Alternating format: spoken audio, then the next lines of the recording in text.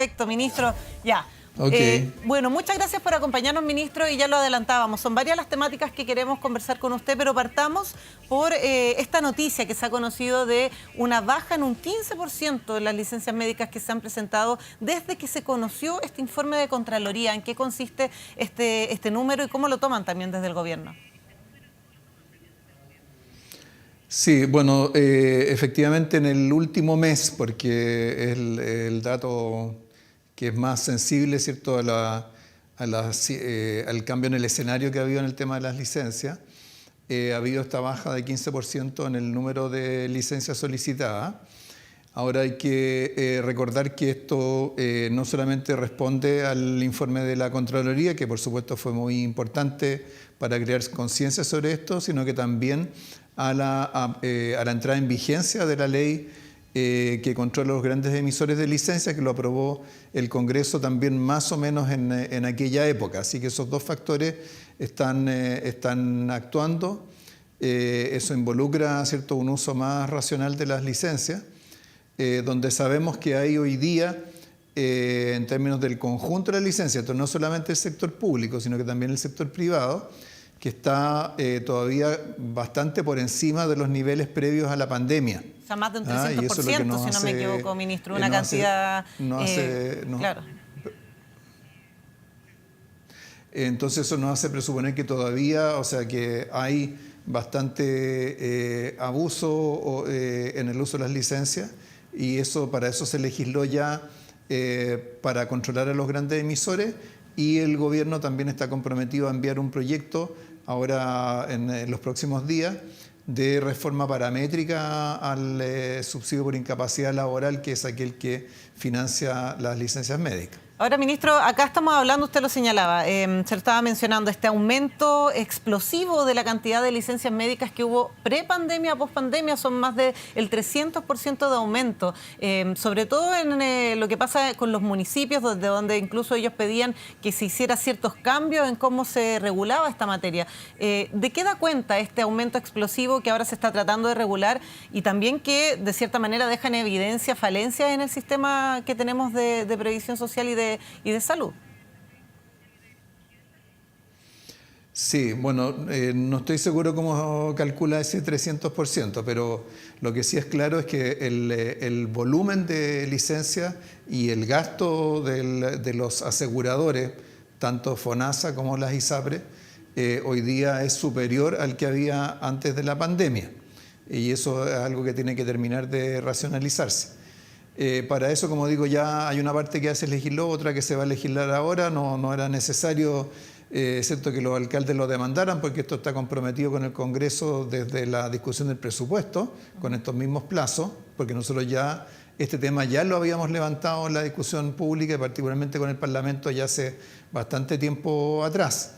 Ahora eso, por supuesto, no quita que los alcaldes, alcaldesas, tengan que hacer su propio control, aplicar, realizar los sumarios administrativos en todos los casos que ha habido abuso en el uso de las licencias. Así que también los alcaldes y alcaldesas tienen que hacer su parte. Aquí todos tienen que ayudar, porque esto va en beneficio no tanto del fisco, sino que en realidad de todo el sistema de seguridad social, porque si faltan recursos, eso afecta a todo el mundo.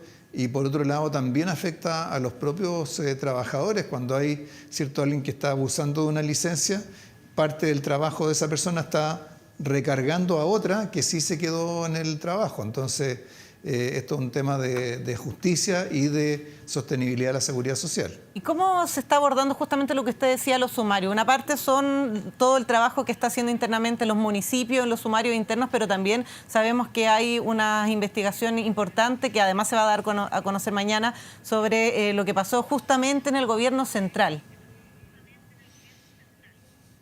Sí, bueno, cuando la Contraloría dio a conocer su informe, me parece que fue 24 horas más tarde, nosotros distribuimos un instructivo a los servicios públicos, primero para que iniciaran los sumarios dentro de los 5 días siguientes a que recibieran la información de la Contraloría, y luego que informaran a los 30 días del avance de esos sumarios.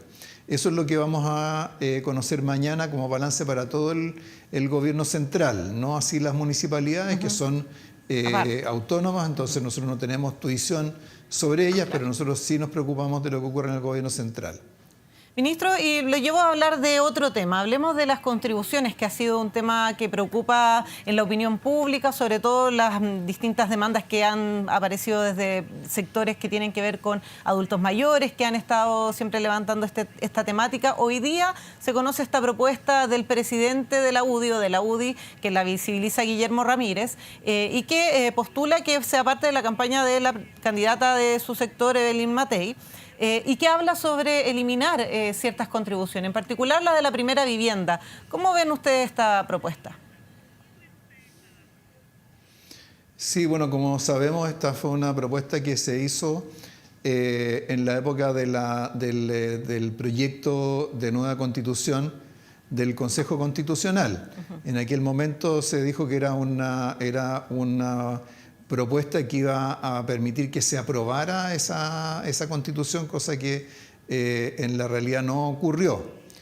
Eso nos obliga a revivir algunos de los temas que se discutieron en aquel entonces, particularmente el hecho de que las viviendas que están afectas a impuesto territorial o contribuciones, dado que este impuesto tiene un mínimo exento, son propiedades por sobre un cierto valor, por sobre un valor de algo más de 50 millones de pesos, esas viviendas y ese beneficio es en proporción al impuesto territorial que se paga o a las contribuciones que se pagan.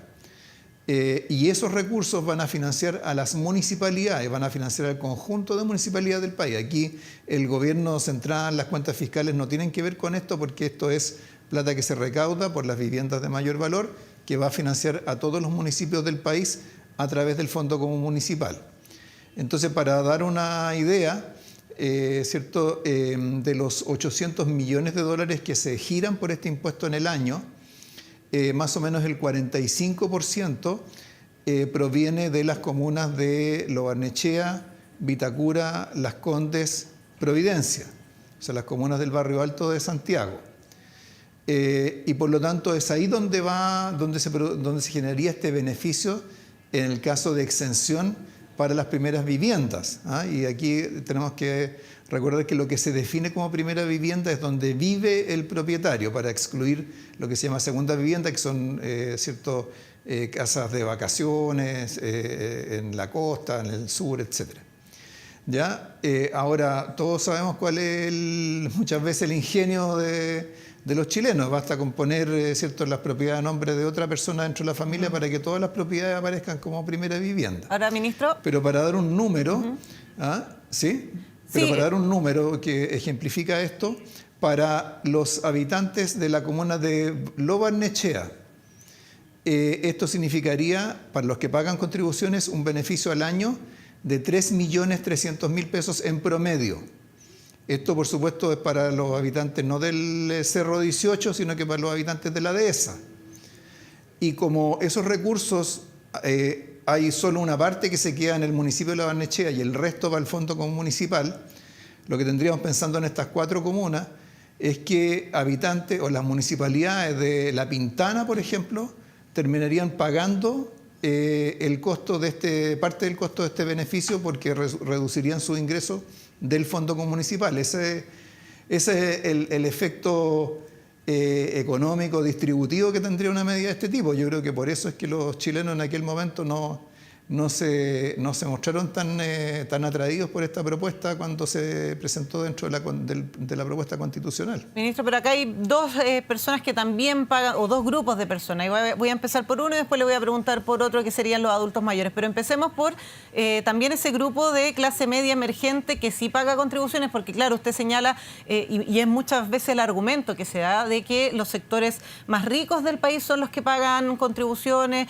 justamente en las comunas que tienen el suelo más caro, las casas más grandes, etcétera, etcétera. Pero también hay un grupo de clase media emergente que están teniendo sus primeras viviendas, puede ser en Santiago Centro, donde se pagan muchas contribuciones, Ñuñoa, a San Miguel, en distintas comunas donde también se están pagando contribuciones, y muchas veces ese costo mensual es un costo bastante alto para las familias que con esfuerzo, incluso muchas veces complementando renta, entre un matrimonio o una pareja acceden a esta vivienda. Entonces también por ahí a veces se plantean estas otras propuestas. ¿Se podría estudiar algo en ese sentido, entendiendo que, claro, se apunta que es el sector más rico del país, pero también hay estos grupos importantes de personas que sí están pagando contribuciones?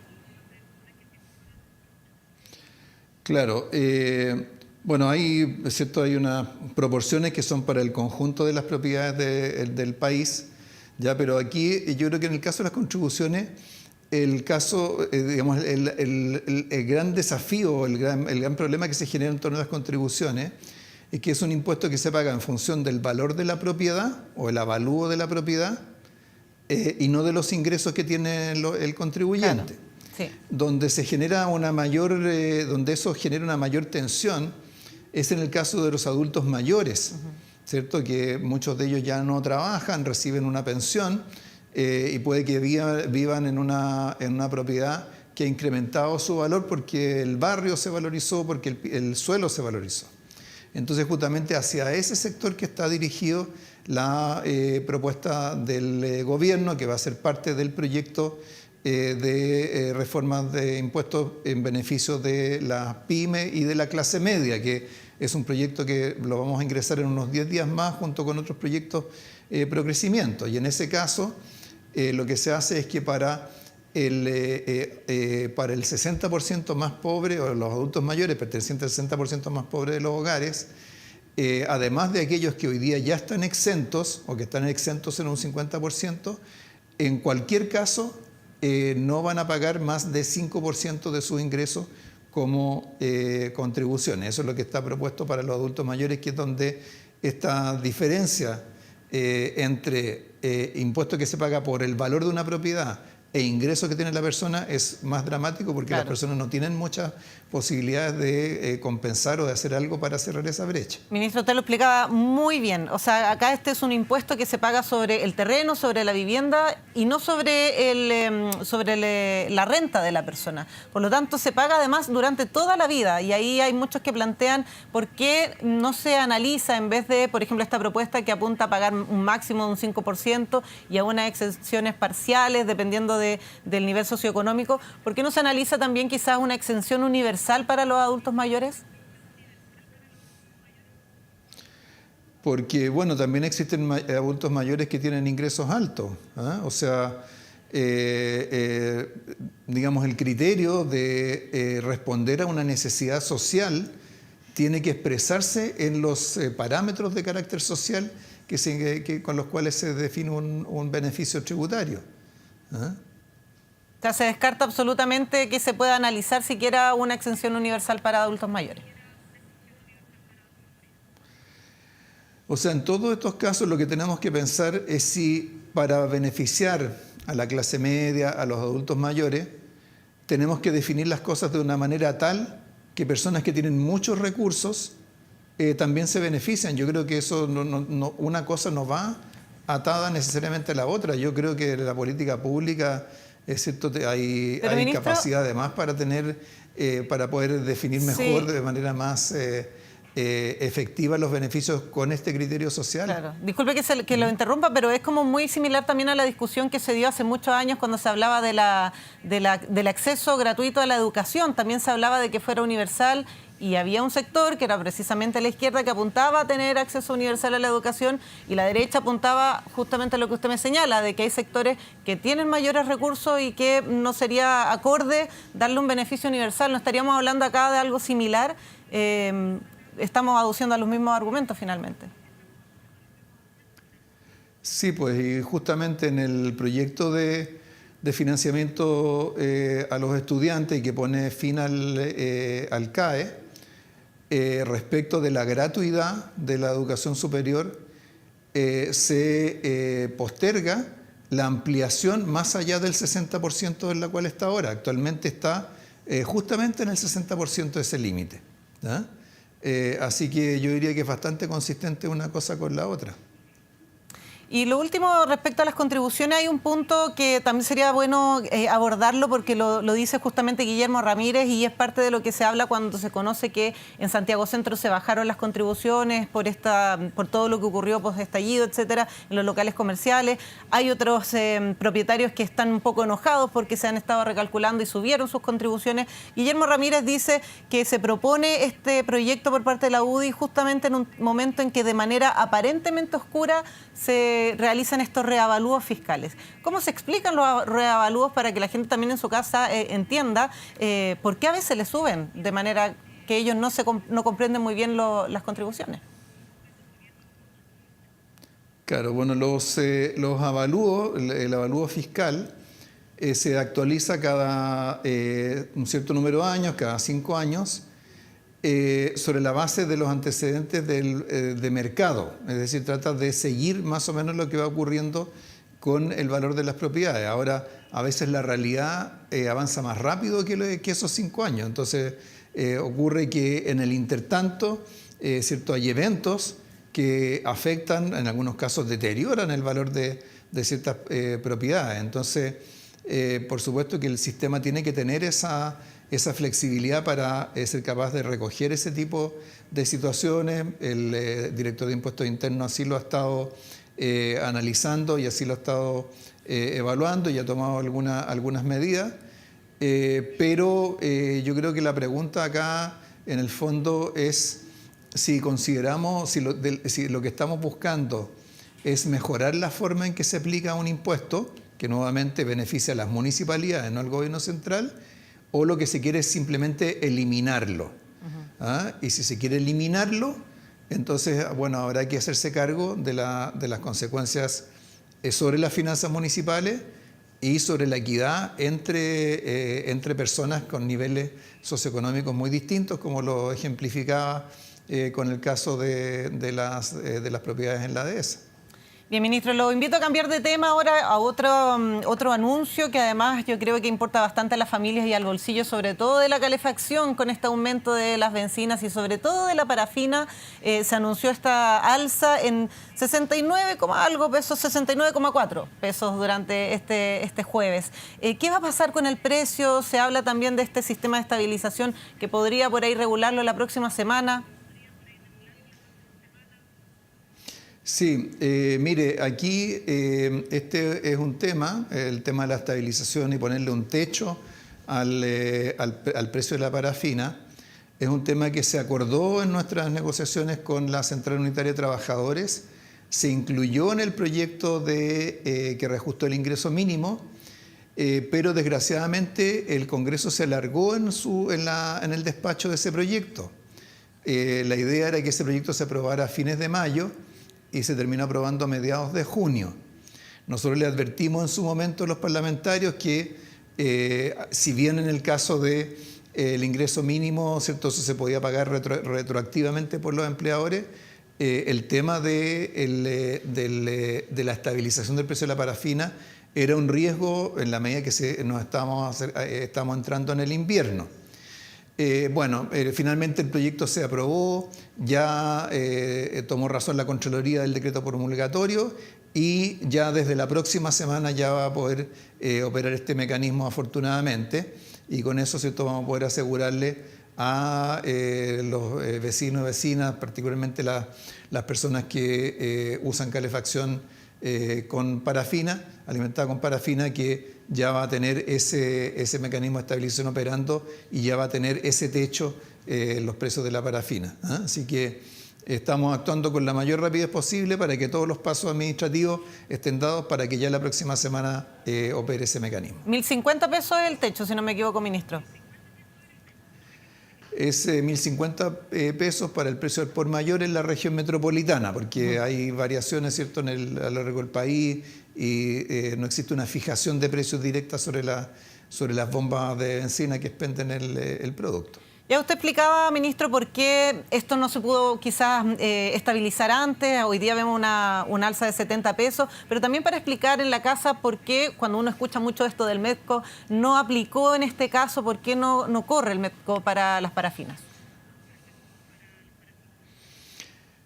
Claro, aquí hay dos mecanismos de estabilización. Uno que corresponde a las gasolinas automotrices y al petróleo diésel, y otro mecanismo que es el que se aplica a la parafina. En fin, todo esto es por historia de cómo se fue legislando sobre estas cosas. La ventaja que tiene el caso de la parafina es que se va actualizando todas las semanas, en contraste con el caso de las gasolinas, que se va actualizando cada 3 semanas. Entonces, así como esta semana tuvimos esta noticia desagradable para muchos hogares del aumento de los precios de la parafina, no tenemos que esperar 3 semanas para que se corrija, sino que solo hasta la próxima semana. Así que, en ese sentido, algo ayuda el hecho de que tenga un mecanismo separado del de las gasolinas para el transporte. Ministro, y esto además con el tema de la tregua en Israel, entre Israel e Irán, ¿también podría haber un cambio la próxima semana o dentro de las próximas semanas que pueda beneficiar el precio? Claro, o sea, lo que tuvimos con los precios de los combustibles es que aumentaron a nivel internacional y también tuvimos ciertos movimientos del dólar. ¿Ya? Ahora, parte importante de eso se ha ido revirtiendo, así que en las próximas semanas, ya sea por la operación del mecanismo de estabilización que conversábamos recién o por la evolución de estos precios, por una o por otra vamos a tener los precios de la parafina en valores mucho más razonables y asequibles para las personas. Esperamos tener buenas noticias la próxima semana. Ministro, muy cortito antes de despedirnos, se nos acaba el tiempo. El domingo son las primarias. En caso que gane Carolina Toá, usted como ministro, ¿queda en alguna posición un poco complicada también considerando que ella podría ser la candidata de su sector? Perdón. Bueno, vamos a esperar, ¿cierto?, el domingo. Cada día tiene su afán, como he dicho en otras oportunidades, y lo que sí tengo claro es que en este es un tema en el cual, digamos, la manera en que yo ejerzo mi cargo es con la mayor imparcialidad y profesionalismo que posible. Así que eso es una garantía que ciertamente puedo continuar ofreciéndole a los chilenos y chilenas, y por supuesto al presidente de la República, de quien depende, ¿cierto?, el que ejerce este cargo. Bien, ministro Mario Marcel, ministro de Hacienda, muchas gracias por conversar con Noticias 24. Buenas tardes. Muchas gracias a ustedes, muy buenas tardes a los televidentes.